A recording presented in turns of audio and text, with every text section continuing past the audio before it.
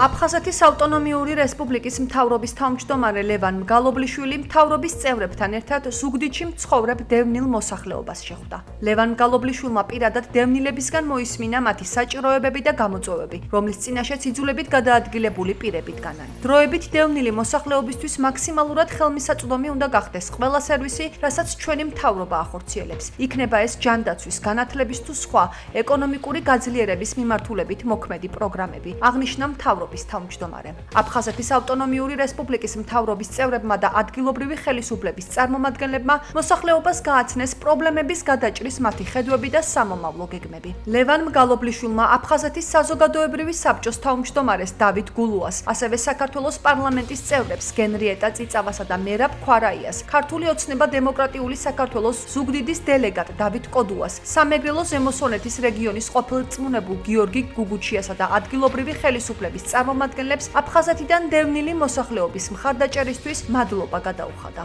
ჩვენ ვიმყოფებით ქალაქ ზუგდიდში, ჩემს სამთავრობო გუნდთან ერთად და ზუგდიდის დელეგატთან ერთად შევხვდით დროებით დევნილ მოსახლეობას, მათ შორის იმყოფებოდნენ ჩვენი ვეტერანებიც, მოვისმინეთ მათი პრობლემები და ერთობლივად ვიმსჯელეთ მათი მოგვარების გზებს.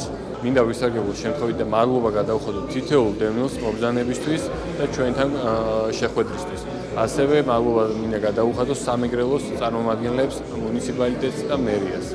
ჩვენი მხრივ გავაგრძელებთ შეხვედრებს ჩვენს დროებით დევნილ მოსახლეობასთან უწყვეტ რეჟიმში. განვიხილეთ ის პრობლემები და ის საჭიროებები, რაც დღის წესრიგში უდგათ ამ ადამიანებს ყოველდღიურად.